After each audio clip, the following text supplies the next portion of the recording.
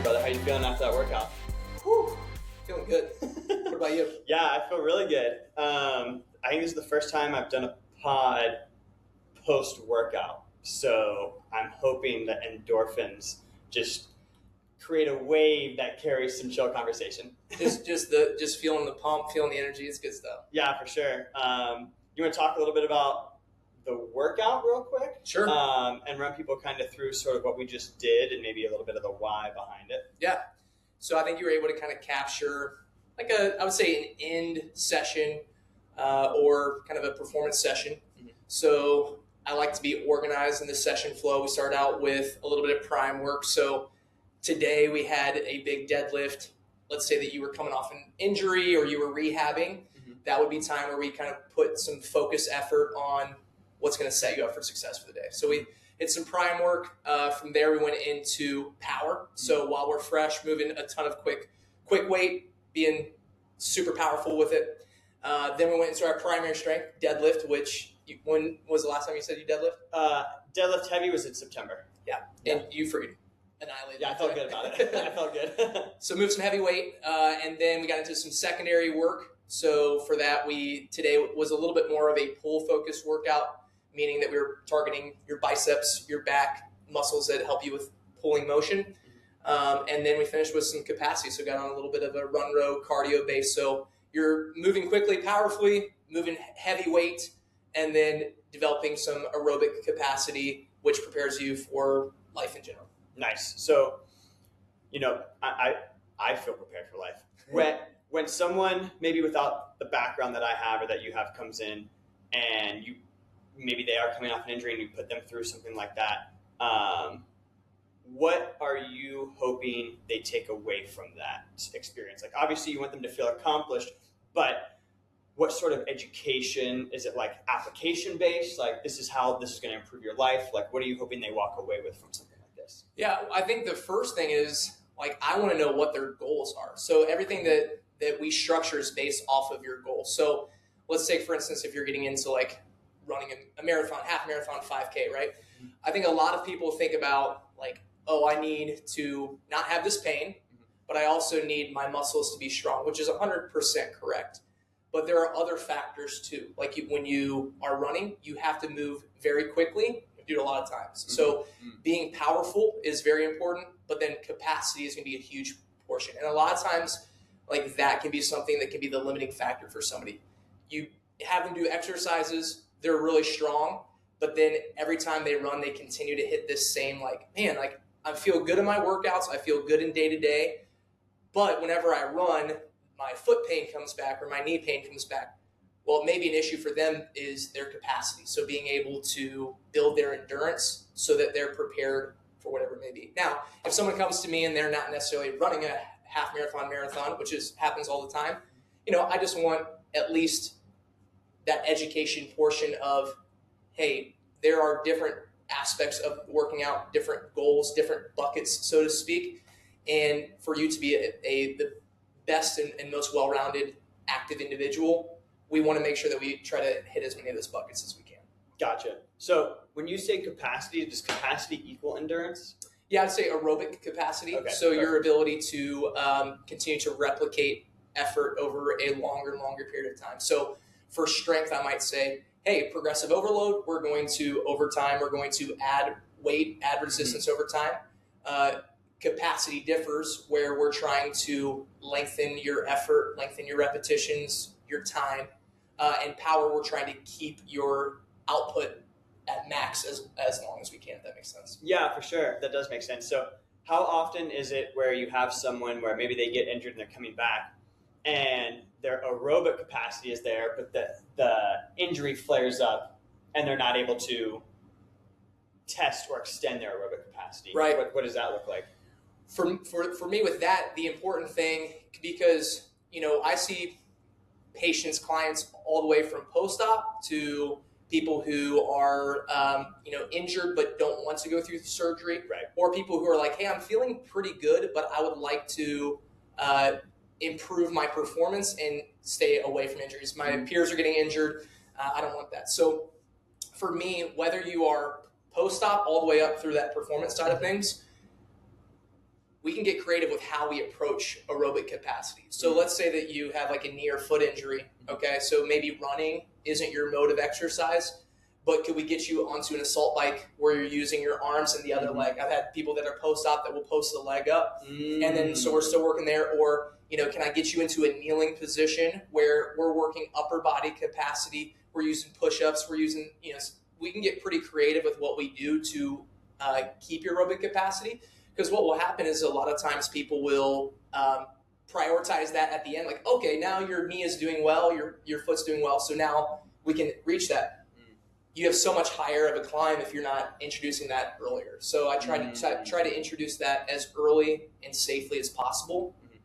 Plus, it makes people feel really good. Like if you're coming off of a surgery, a lot of times people think, well, all I can do is exercise this body part. But if we can get you tapping into like the aerobic capacity or even a power thing that's going to not jeopardize your surgery, the rehab is so much better. Finding wins elsewhere. Yeah. The confidence that comes from that, I'm sure, is hard to beat. Yep. Something before we get too into the weeds and anything. Thanks for coming back on the show. Heck I yeah, really dude. appreciate it. Yeah. Doing the workout beforehand was a lot of fun. Yeah. Doing prep for this show, I listened to our old pod, and we were talking about you and your grind sort of mindset, how quickly you're able to pay off your student loans. Yep. Your passion for the workout, the entrepreneurial hats you wear, all the different hats you wear, that sort of thing. And as I was listening, I was kind of getting annoyed at myself because I was like, what? You didn't figure out what Andrew's why is. And so, before we get into anything technical, before we talk, because I know we want to talk pump and run. Yeah. Dude, you're crushing the physical therapy game. You're building this clientele. Like, for what? Obviously, you need to make a living. Yeah. But what drives you, man? What's behind that? I think a big thing is autonomy, right? Like, someone once said that like happiness is having the hope for something, right? So for me, I really like many physical therapists join the field because I want to help people at a basic level, right? Mm-hmm. Like if you don't want to help people, you're probably in the wrong profession. But I mean, digging deeper too is like, I have always been somebody who like seeks validation for other people. So I love to help other people, but also like be a guide or help for them with that. And so the biggest thing for me, and this is, when clients come to see me, my goal is autonomy. My goal is, yes, recognize and appreciate the injury, but it's also putting them in the driver's seat of their own health. Mm-hmm. If something is giving you trouble, like what can you do to impact, do we regress? Do we progress? Do we put you in more control of what you're doing? And with that control, suddenly it becomes something where it's not something is happening to me and I have to react, but I'm in the driver's seat, right? Mm-hmm. And so for me, Heart and Hustle kind of encapsulates this idea of like, if you want something in life, you got to be willing to put the work in for it. And there's always a deeper why. And so for me, I enjoy working with people. I enjoy helping people, but I want to do so in a way that I think is best benefit for them and allows me something to hope for. So like as I'm creating Heart and Hustle, it's like I'm able to tap into different roles, whether it's marketing, whether it's financing, whether it's patient care. And for me to have those different outlets gives me fulfillment, and it gives me something where like I'm able to see like, hey, if I can put in the work for this, it's going to grow. And I'm not necessarily saying that can't happen in your traditional like outpatient physical therapy setting. But as I was looking ahead to, okay, this is where I'm at, where do I want to be? I kind of looked at the positions ahead of me and thought, it's less patient care, it's less me helping people. More administrative. Exactly. Yeah. And it just seemed like if I'm chasing that, like I am not necessarily going to be fulfilled. To have Heart and Hustle, to have something where I can create a brand and an experience that kind of reflects the way that I treat and I operate and allows me, like you said, I mean, it definitely is enticing of, hey, if this thing is successful, the monetary gains are there. I think that's anybody running a business wants it to be successful in that front. Right. And then ultimately that allows me to create a life for me and my family that I'm able to be as present and involved in future things that maybe I wouldn't be able to in the traditional setting. So there's layers to it for sure. Definitely. Why physical therapy specifically, though? I mean, you could have been, a different sort of healthcare provider. You could have been a pastor, a therapist. Yeah. What drew you to physical therapy? It's funny because I am probably in the minority where I was never a patient for physical therapy. Mm-hmm. I never had physical therapy. A lot of physical therapists go into the field because they either had a great experience with physical therapy most of the time. Some people had not so great experience. They're like, hey, I want to not have anybody go through what I went through. Right. For me, and I think you could see this today, but for me, when I was in high school, I worked at Bob Evans. I was a server at Bob Evans. Nice. And Tana had her first date at Bob Evans. Breakfast? Yes. They have a good breakfast. They go hard. Yeah. Breakfast. Yeah. But I would essentially take whatever I earned from Bob Evans, and I purchased personal training. So I worked with a personal trainer. Oh. And for me, again, we're going back to... How old were you? I was a junior in high school. Cool. Right? So for me, back to validation from other people, I played basketball. I was pretty good, but I wanted to be better.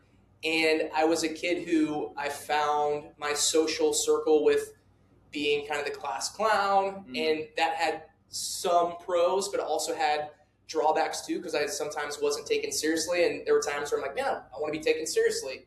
But when you identify and have a certain role, it can be kind of challenging. So my thing was, all right, I'm going to hit the weights. I'm going to get strong, and I'm going to be somebody who other people are like, man, that guy is... This is undeniable. Yes, exactly. Uh-huh. So it gave me this sense of confidence, both on the court and off the court.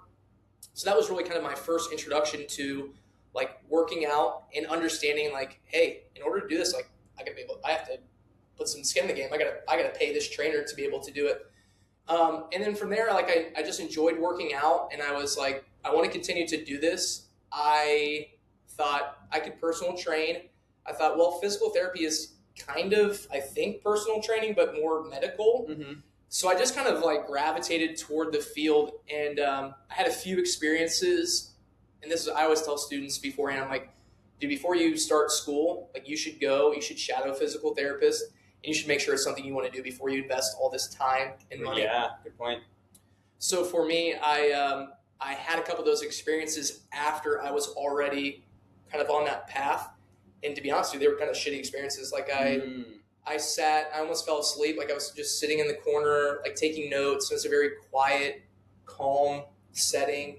And, there wasn't much interaction. And I remember walking away dude, did I pick the wrong path? Just a little bit of a pin in your stomach. Yeah. And so every time I kept kind of I really tried to seek somebody that I could look at, emulate, and say, that's something that I can be. I needed to see it, and I wasn't seeing it, but I kept looking, and I'm thankful to continue to just keep pushing and pushing through school and through the start of my career. But over time, I think that I was able to see that. I was able to pursue additional knowledge and experience, and have ultimately created that version of myself that I've always been kind of chasing after.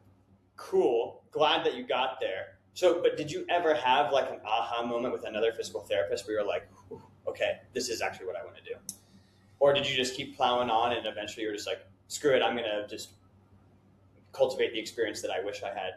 I feel like it was a little bit more of the latter, to be honest. I worked for a company in the DMV in the Maryland area, and that was the first time. So rewind, I was working in Indiana, in Fort Wayne, Indiana. I've been really fortunate. I have really enjoyed all the places that I've worked. At the same time, I also thought there's got to be something more than this. But it was COVID. So relatable. Yeah.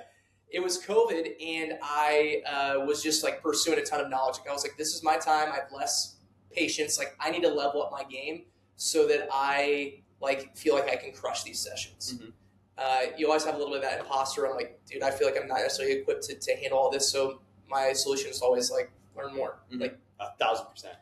So I was learning, and then I came across this company in the DMV, very fitness focused company, and it was just like perfect timing. I ended up being able to join the company and join as a clinic director. So I stepped into this company and into a leadership position, which was pretty daunting. But at the same time, I was surrounded by a bunch of people who I'm like, oh yeah, this is the setting, this is the experience. Treating everybody like they're some type of athlete, whether that's a stay-at-home athlete or whether that's a college athlete or whether that's a weekend warrior. Sure. But it was like, oh, this is the environment that breeds people actually getting back to doing what they love and not just rehabbing.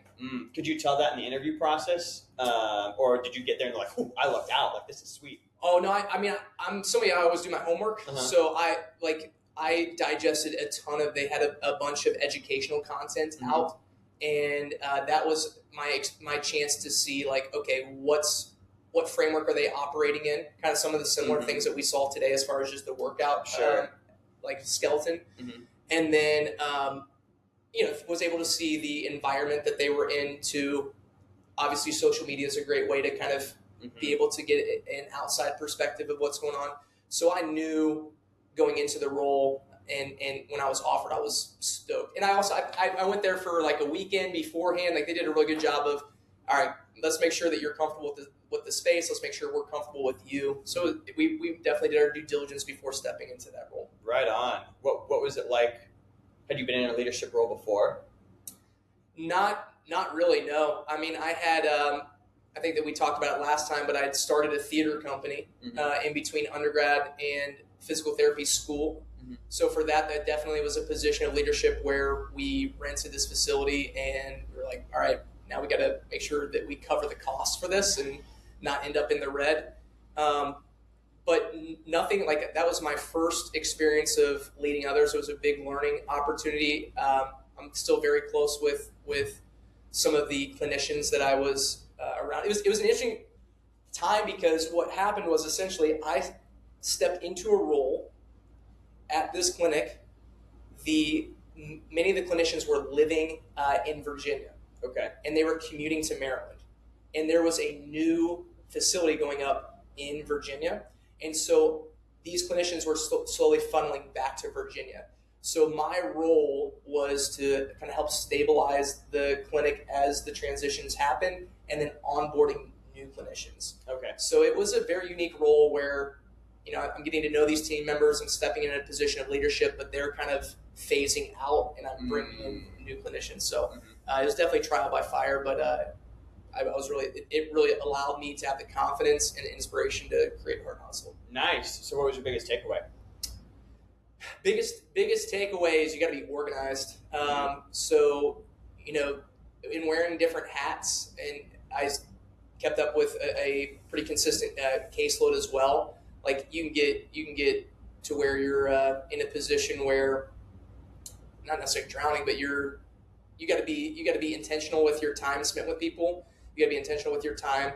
Is it marketing time? Is it time where you're reviewing, the numbers? Is it time where you're doing patients?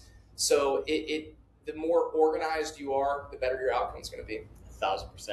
What did you ever run into a scenario where your work would get in the way of your work? And what by that I mean, like, let's say you're organized, you have something scheduled, and then something pops up and it's urgent and it has to take precedence. 100%. How do you manage that sort of thing? Yeah. So at this office, my primary role was patient care, right? So physical therapist at the end of the day, leadership position as well. We also had students. So I was working with like a PT student who was doing basically their internship or residency. And so I think you just have to, there'd be times where I'd be working with somebody and then like an emergency happened in the clinic, right? And so you just, as long as people know their roles, like this, I would explain to the student that I'm working with, like, hey, this is my position. This is what happens. There may be times where I'm going to need you to like step in for a moment as I go and tend to a situation across the room. Sure. But I think, again, it comes down to that communication and thinking through what possibly could happen here. what are all the things, and the more that you kind of project or think ahead, the less those smack you in the face when it happens. Yep. Yeah. That's a good point. Running likely scenarios and just sort of preparing for them. Risk analysis at all times. Yeah, for sure.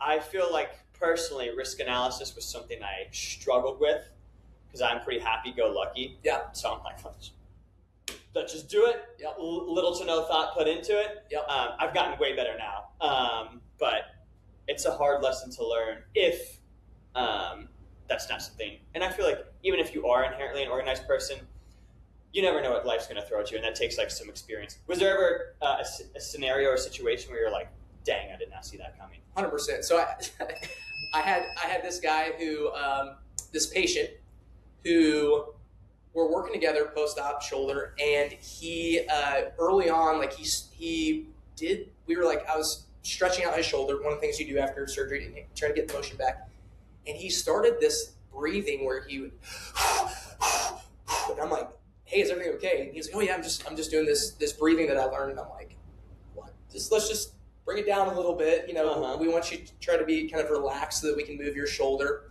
And I think the breathing is called like Wim Hof breathing. Yes, I'm aware of Wim Hof. Yeah.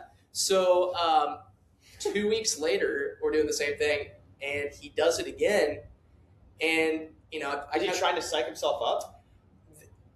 He might.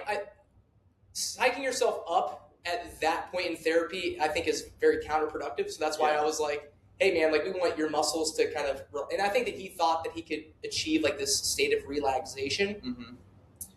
But we're going through it, and then all of a sudden he like becomes like non-responsive. He like his fingers start curling up, and he was like, I can't feel my fingers, and it was just like this bizarre situation. And I'm like, all right, dude, like, well, I'm gonna have to call like emergency personnel now because his face was, everything was like blue and stuff. So then, like poor man. I know, I'm laughing about it now because everything was okay, and someone came, and the like emergency personnel was like, we actually have come across this a couple times. They gave him a bag, everything was good.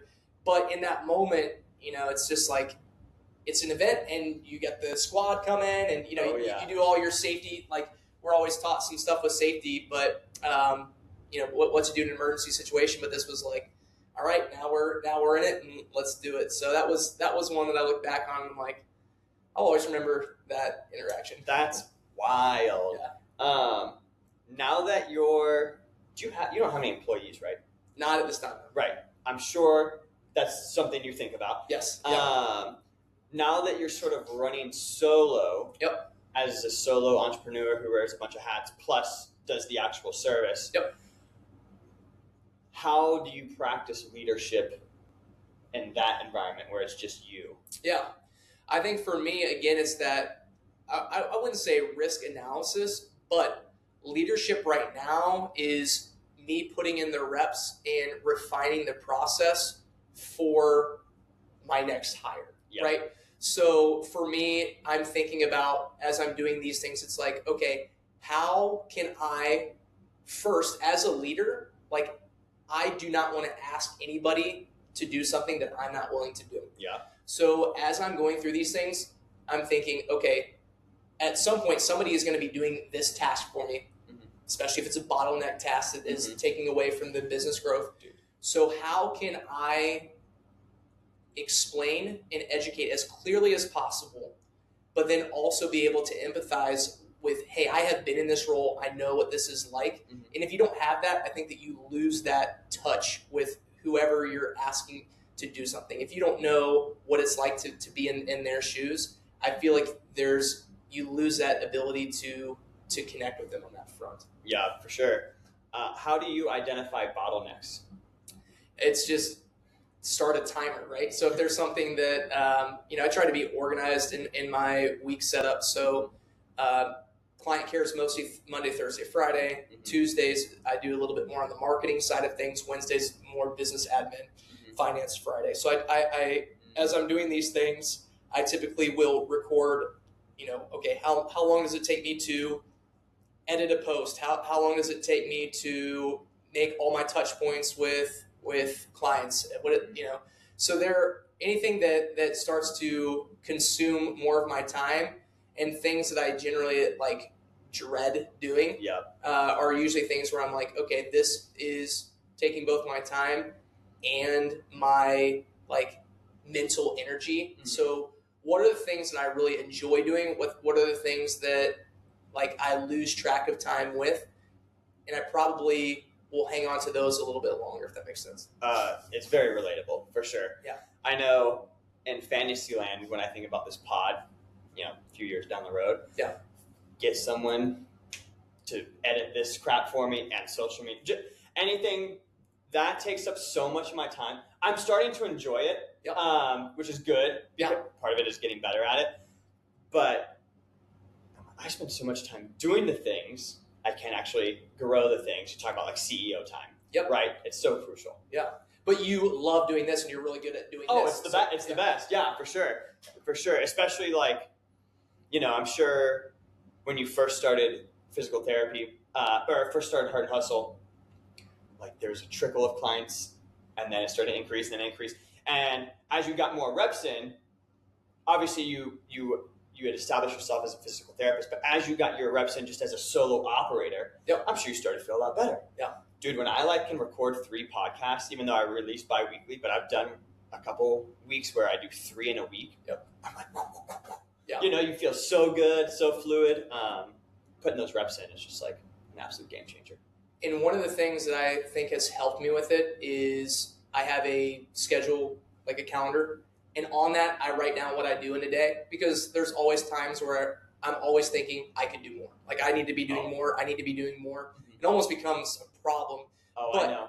if you write those things down and look back at your week, you're like, damn, actually, I actually did a lot. Like I got a lot done. I got 3 podcasts ripped, Right. Well, it's almost like if you were to do 3 sets, and let's say, you went to failure, or you had 1 rep in reserve, and then you're like, screw it, I'm going to do a 4th set, but you got like maybe 5 extra reps, especially if you're doing like a hypertrophy focus or something. It's like, what's the diminishing return there? Right. Like, yes, you did more, but like the growth you'll get from those 5 extra reps is marginal. And I think the same is true of like a work week, where it's like, I could have done more, and then you look back on it's like, actually, I'm going to grow a decent amount as a businessman, and all the hats that I wear because of the work that I put in. And dude, the critical lens can be hard to shed from yourself. Yeah. Do you have any tips? It's tough. I think that I have struggled with it. I'm getting better with it, but I think that self-talk is a pretty big one. I tend to be a very X's and O person, but I think that what's X's and O's? Just like actual tasks being done, or like what you actually do and get done versus how you feel about yourself. Oh yeah, okay, gotcha. And so I think that where it's like you'll just be like, it doesn't matter how I feel, I either do the task or I don't. And that's how I'll rate my day. Yeah. Even if I felt shitty, if I did all the things, it's a good day. Right. Yeah. It's you judge yourself by what you accomplish, not necessarily the worth that you place on yourself. Yes, 1,000%. So totally you have like hundreds of thousands of thoughts, and most of them I think are negative thoughts in general. Mm-hmm. So the idea of like being kind to yourself, and I think as an athlete, you're able to tap into it a little bit better. Like, dude, you got this. Like, one more rep, you got this. Or I am successful. I have put in the work. I'm in the position to do this. Just those simple like phrases at the beginning of the day, I think make a huge impact.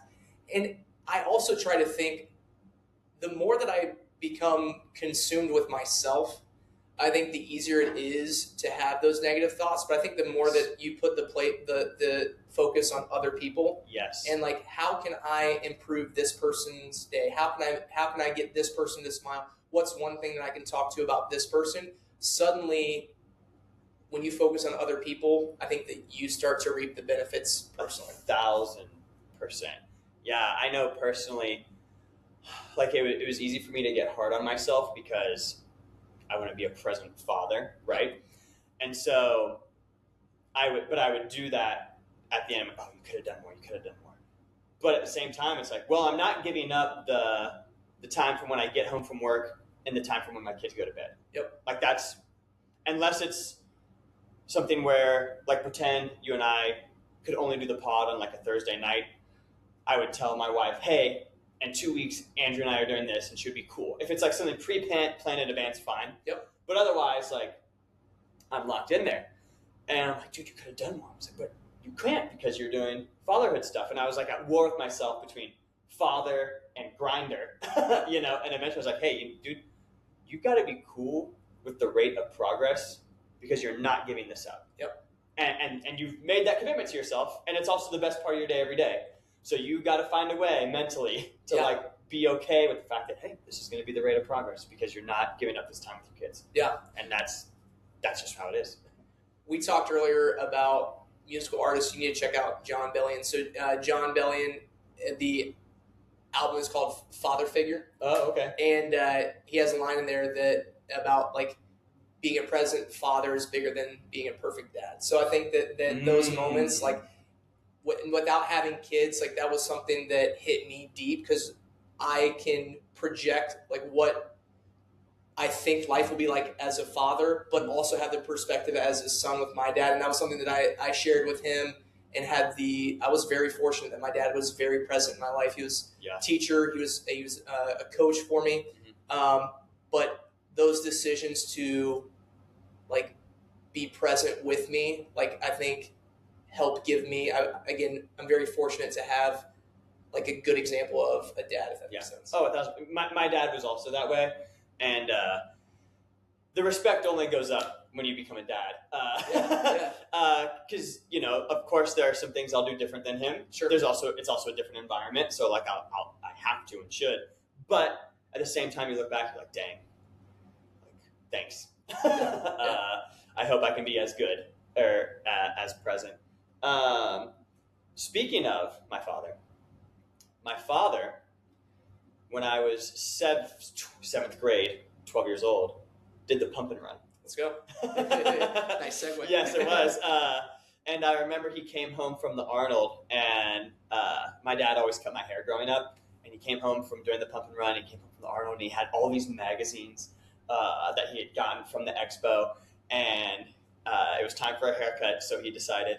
And he was cutting my hair, and I remember just leafing through and just like, you see like the supplements, and God knows what was in supplements in 2007, 2008. Yeah. God, who knows? Yeah. I'm sure it was just unbelievable, like heavy metals and all. Right. But I just remember like looking through.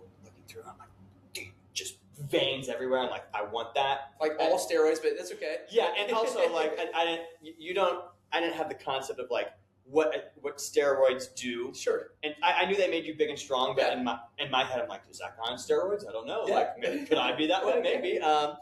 But I remember he did and I remember just thinking, man, so cool that my dad was at something like this.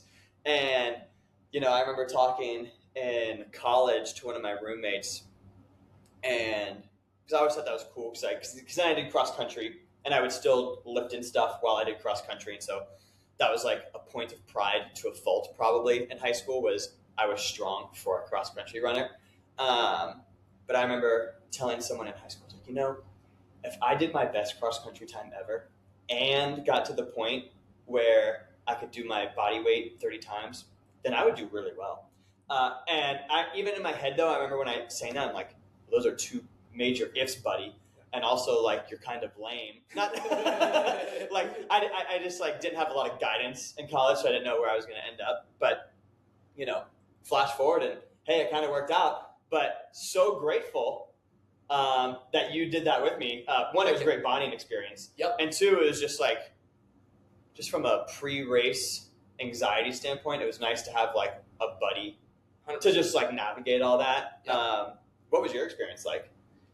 I would echo the same thing where it was, I don't know, so I played college basketball, but I don't know that I had done a fitness-focused competition in quite some time. Not since high school, personally. Right. Yeah. So I think like you, I thought, man, this is pretty cool. Like it's kind of some competing ideas of being really strong, but also really fast. And my thought was, okay, let's see how well I can do it both. But lead up to it was good. I didn't maybe go as specific training as you did, but I did very much alter. Like I'm like, all right, we're gonna be chest pressing like three times a week. Yes, and I love chest pressing, but I was like, okay, this is like enough. Yeah, that's going back to like high school. Chest press was always my favorite, and then over time, I'm like, I still enjoy it for sure, but like 3 days a week, I'm like, I'm becoming the the dude bro in high school. Yeah, for sure. But no, it was a lot of fun.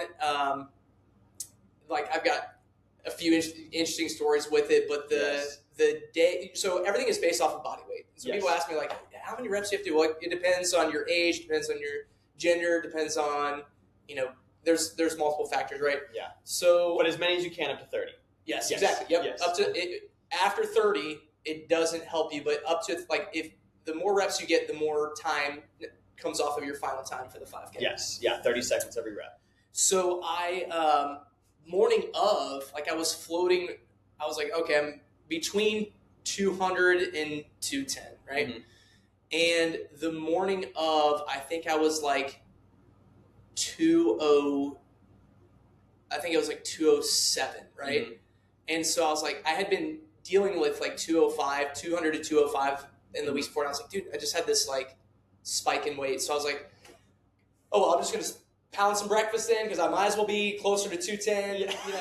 Might as well be fueled up. At this point, fuel is more important, right? Yes, 1,000%.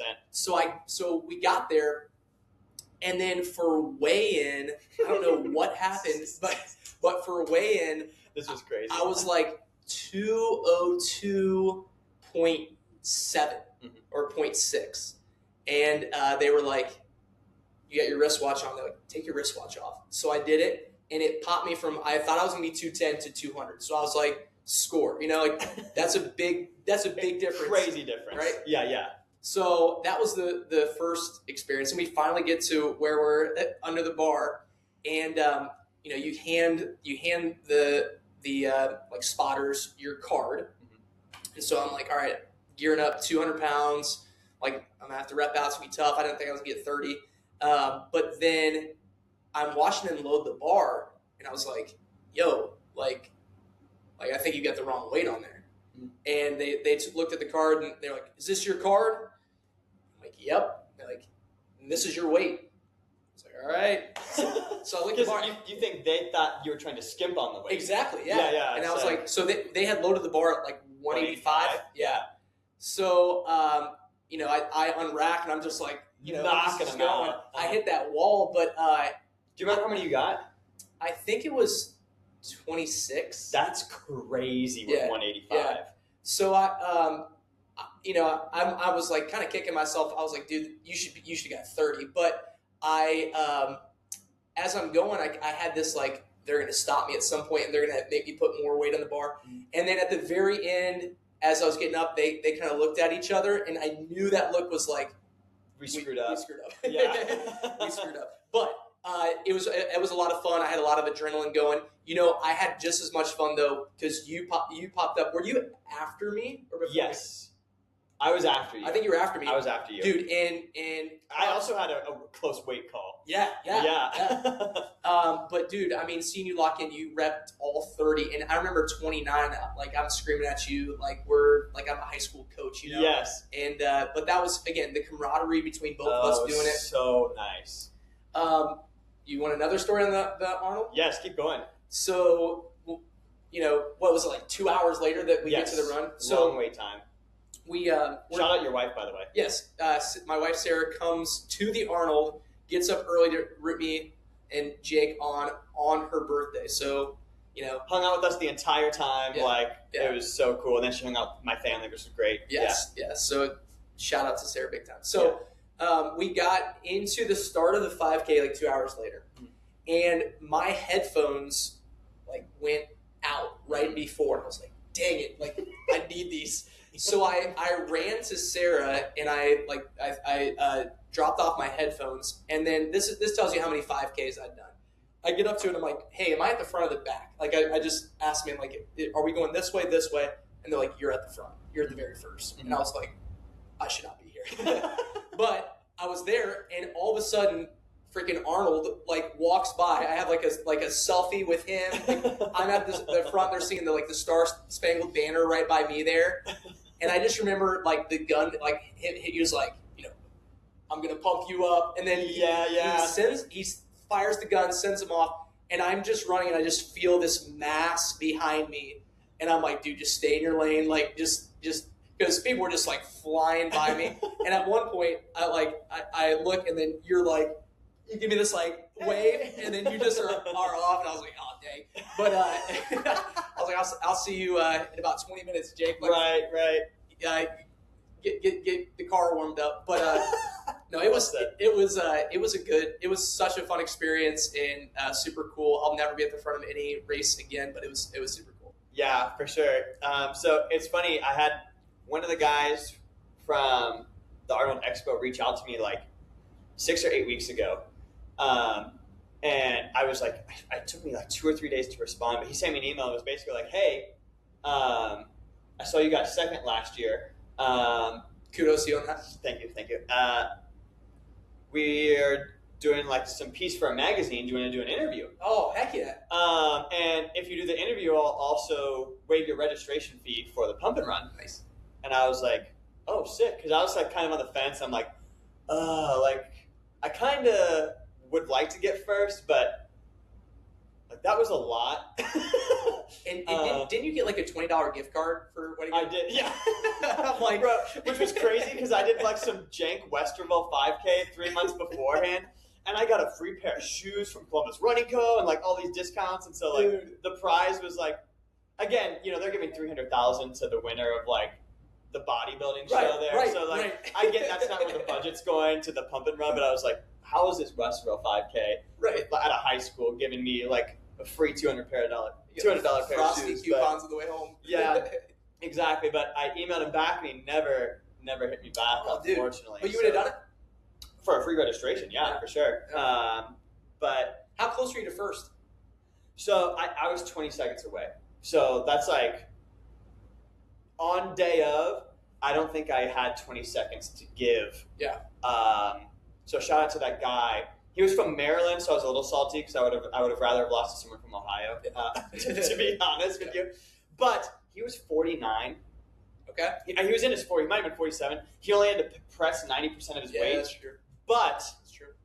Running a 16:20 something 5K at 49 or 47 is undeniable. Yeah. So all the flowers to that guy because he crushed it. He does the pump and run every year. Because I did my homework for that, and I was like, who's the top 3 last year, the year before? Oh, shoot. Yeah, I was like eyeballing folks, and so dude, I like that. So I knew who that guy was when I saw that he won. I'm like, oh yeah, I've seen his name for the past couple of years. He's an engineer. He's got a family of 4. He was a right. His picture's in my room. But I did go on his LinkedIn. He's a Pfizer employee.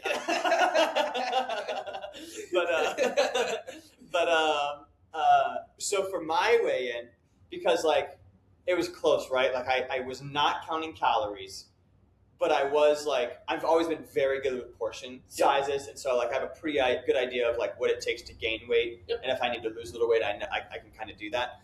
I was like, man, like, I was trending more towards 160, and like that's what I was building up for. I was building up to do 160 for 30 reps, and in my training, I had failed it most times, like gotten to 29. Like I think when I first started off, I was hitting it like 20, 23, 24 times. Mm-hmm.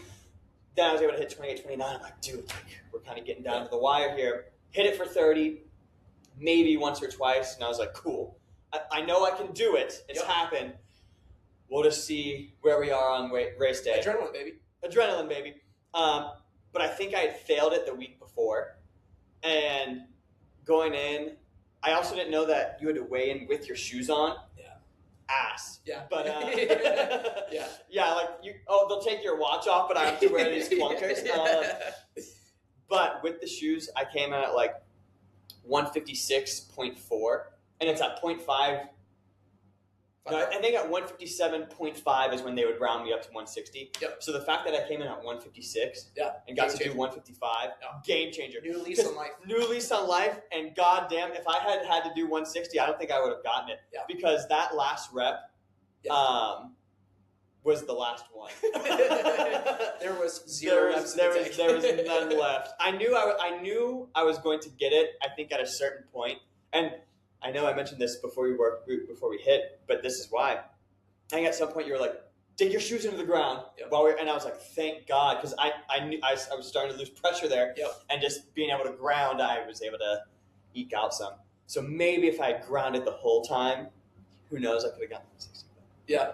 Dude, that was so fun. It was and then getting to warm up together, do the striders beforehand. That was really nice. What are you training for? Well, talk about your marathon. Yeah. So I just decided, hey, if I'm going to do the pump and run, I'm just going to go full in. So I had done maybe a 5K or two before. There was one where my father-in-law was got kind of injured before. Mm-hmm. And I placed, I think it was top 3. Mm-hmm. But it was for 60 and over because I was a substitute. Oh, you had his bib? Yeah. So you told me that. Yeah. So I was like, I don't know if I'm feeling good about that or if that is a knock. But it was, So I had never done a half, but I decided. So my niece, unfortunately, passed away from cancer when she was 4. Mm-hmm. So we spent some time in Memphis at St. Jude's. St. Jude's is just such an awesome organization, and my family was actually there with her during her treatment. Mm-hmm. And I had just had this sense of when you lose somebody, it sucks, and it's all you think. Especially a kid, 4-year-old, yeah, it's all you think about, and then there's a brief moment where you don't think about it, mm-hmm. right? And then it's all you think about, and then over time it continues to be a little bit more and more time that you don't think about it. That moment gets longer. Yeah, it doesn't take away. It still stings badly. Of course. But to be honest, I had just felt like I had been very disconnected from her and from her memories.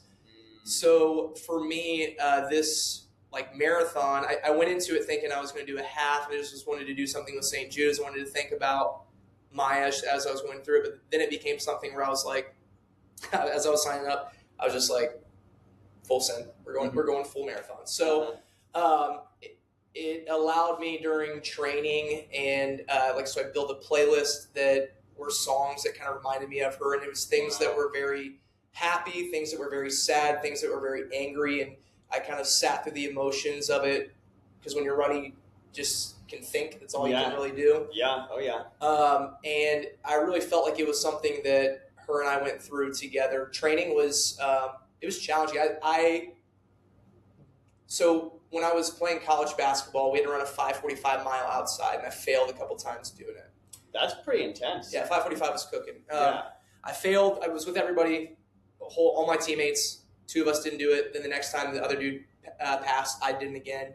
And it was I was getting slower every time. I finally passed it, but I get a little bit of anxiety when I'm running, especially outside, because I kind of put myself back into that performance mindset. And so, there's just a lot of I've wrestled with some demons as I was going through this training, and figuring out how to hydrate and fuel and things like that. And then, but just committed to the grind, committed to training for the marathon. A couple weeks before the marathon, I'd run 18 the week before, and this was 20. And with marathon training, a lot of times you peak, and then you don't necessarily see the full 26.2 that you'll see. Mm-hmm. Sometimes you're stopping between 20 and 22. Right. But I was going for 20, and my knee had been giving me a little bit of trouble. But yeah, I remember that. This run, I hit this downhill, and just my knee, it was just this searing pain. I got through the hill, tried to run again, couldn't. Tried to run again, couldn't. So I called my dad, and I was like, I need picked up. So I had to. This was basically a month out from the marathon. Yeah. So I had to take a dose of my own medicine and kind of hone in on the PT things, dial back my volume. Mm-hmm. I wasn't running anything there was 2 weeks where I didn't run. Then I was like never really running above 10 miles. So going into the race, like when it first took off, it was a super cool experience. I mean, such good vibes. The convention beforehand, we had dinner. My family came and supported me. Like, it was incredible. Like, it was something I'll never forget. Got to the race. We went off, and immediately I was like, oh shit. Like, am I going to be able to do this? You know? Wow. Like, I have never seen 26.2. I haven't seen anything above 18. I got this knee injury. Like, am I going to have to pull out? Yeah. You know? So I'm running, and I was so thankful. Like, my knee never hurt. I definitely didn't trust my leg, though. I was I was a little ginger, and then over time, like, trusted a little bit more. Got to, I think, mile 18, right? What I've been to. Maybe it was on the verge of 19, and then, like, it wasn't pain, but just my leg, I didn't feel like it was underneath me. Like, it just was, it kind of buckled a little bit, and just felt like, because of a month of not really seeing that running volume on my leg. But anyways, I got to where I was going through the finish line, and it was this crazy sense of, I felt so accomplished. I felt like it was like an amazing feeling. Like, I did it. I made it through. I was also like really sad because it felt like through the training experience that I got like another chapter of the story with my niece. Felt like I had been able to reconnect with her, and it felt like as I was going through the finish line that chapter was coming to an end. So it was a really surreal experience. A little bit of mourning. Yeah. For that time. But it was something I wouldn't trade for the way. And like I said, my family was there. There was another point where I remember Sarah ran alongside me. She pointed up. I saw my mom on one spot. I saw my dad. They popped up a few other spots. So I never really felt alone. It was awesome. Yeah. What a great experience. Looking ahead, is there anything you're trying to knock out as far as training goes? Any sort of event? I once I finished the marathon, everybody asked me, "When's your next one?" You know? Oh yeah. And for me, I really have no immediate plans to even like a half or 5K. I think for me, I really enjoy just seeing the needle move just a little bit each and every time. So I'm back kind of in what I would kind of consider hybrid training, where getting some strength, hypertrophy, aerobic capacity, and then just each week just trying to get a little bit better at something, be consistent. That's been a challenge lately with the business kind of continuing to take off, is being able to prioritize time to get the reps in. So good problems. Yeah, that's been kind of my focus. What about you? I haven't signed up, but I'm pretty committed to doing the Cap City half. Yeah. I've never done a half marathon officially. And have you done a full? No. Okay. No. We ran 13.1 miles on a whim for cross-country practice going into my senior year of high school on like a Saturday, when like preseason 2-a-days or something. So I've done it, but I previously had never had any interest. I was like, that's kind of a long time. I'm good on that. But I think there are enough people in my life now, especially like Orange Theory former coworkers and people in Orange Theory who like are doing the marathon thing. I'm like, you know what? Like, I'm kind of getting the bug. Like, this kind of seems fun. And I don't know what like good is. I haven't done any marathon training research. So I don't know like what good is, but I have sort of done a pre-commitment in terms of like training, in that I did 10 miles. Was it this past Monday? I think it was this past Monday. Okay. Outside. Yeah. No, that doesn't make sense. That was snow. That was a snow day. Yeah, right? you were doing that in 14 inches of snow. No. It was 2 Mondays. It was the Monday before that. I was like, no, wait, that can't be possible. If I'm gonna do it, I'm gonna go. Yeah. I'm doing it. It was the Monday before that, and I hit my 10 miles at 7:20, and I was like, sweet, okay, like I was like, I could have done 3 more. And so I'm like, okay, well, what's a good goal? And so now I'm like mentally and emotionally committed. I feel like Are you financial? Have you signed up and have you paid for it? No, I have not. That's the thing. That's the thing. You have to do that. Do you know how much there's though? No. I'm just gonna pull trigger and do it. Do you? No idea. That with St. Jude, it was a donation based, and, nice. I raised like almost, it was like over $2,500 for it. Oh, let's go. Which was awesome. Yeah. But it was didn't necessarily see the registration cost. Like, sure. Right. Yeah. I mean, I put it here on camera. We're doing it. There's evidence. There's the Cap City. So yeah, I think that'll be good. I think also just like from a trainer perspective, having that experience in case someone ever comes to me and they're like, hey, I'm doing this, I can say, well, I can reference their ability with what I did and then customize, but also just like from an understanding standpoint, I think it's so much easier to empathize when you've gone through something like that with whoever the client is. So that was definitely a benefit for me too, was I work with a lot of half and full marathon runners, and as I'm working with them, they'd ask, oh, hey, what's been your PR for a marathon? And I'm like, I haven't done one. Like, oh, what about half? Mm-hmm. I haven't really done that. So I think to like you said, to be able to have that experience, I mean, it doesn't take away from your ability to treat or to like help those types of people.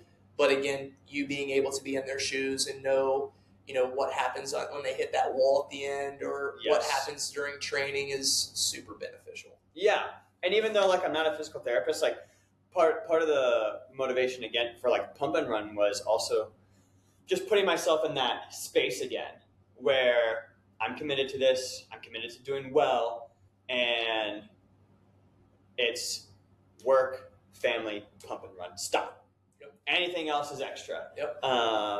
And I feel like the benefit of being in that mindset, like I feel like I liked myself the most. Okay. Being locked in, because you know what your priorities are, and it's simple. And when, like for example, when you do, I would do mile repeats, and I would finish my second one. And I remember one day I just wanted to quit. Like as I was doing the second one, I'm like, you have permission when you're done with the second mile to just be done for the day. Yep. Like I give you permission, Jake. And I finished. Yeah. And I was kind of chilling. I was like, I think I would hate myself if I went home. I don't think I could. I actually don't think I don't think I can leave. Yep. I'd already given my permission. I was like good with it. Like I was totally good. And then I was done. And then I did that third mile, and I hated it the whole time. But kind of going back to doing things even when you don't want to do them. Yeah. I was in a very, like, I'd had a good day. It wasn't like I was having a bad day, but like when you don't want to do the thing and then you do it and then you reap the reward, and the reward isn't the increased speed. Like that's great. The reward is I followed through. When I wanted to quit, I didn't.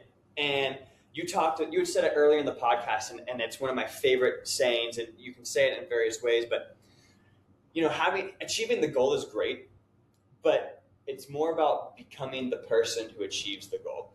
And like, dude, when I finished the pump and run, I actually felt nothing. It was like so anticlimactic. Yeah. It wasn't until like a week or two later that I like felt the high of like, oh, nice, we did that. But there was not the same kind of morning. But like, I was like, dang, all this, it's just over. It just ends. Yeah.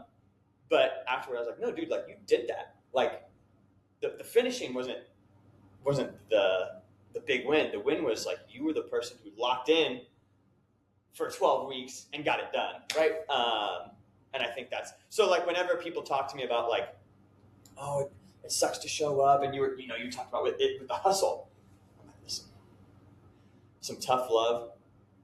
It's about the hustle. It's about who you become at the end of it. At the end of the rehab, yes, you get the function of your knee back, but you're the person who stuck with the rehab, right? And you take that confidence with you, and it transfers to everywhere you go. Right, 100%. I don't know if that's been your experience. Yeah. Well, I mean, just hearing what we said earlier, when you're talking about you got just as excited for failing on 29, and finally getting 30 on your own, yes, as getting it for the real thing. And I think that it's when you hit that wall and you decide, I'm going to continue to keep fighting. I'm going to reposition as I need to. I'm going to make the adjustments. I'm going to look at the data. I'm going to look at my performance. And it's that character building, as cliche as it sounds, but you in the mud fighting, yes, getting through it, that ultimately makes you a more resilient person. Yeah. And, you run in when you talk about this sort of stuff where it sounds cliche or it sounds trite. It's only cliche if you don't believe in it. Right. And so when someone's like, oh, well, that's just a cliche, and I'm like, you're not locked in. Right. Yeah. Yeah.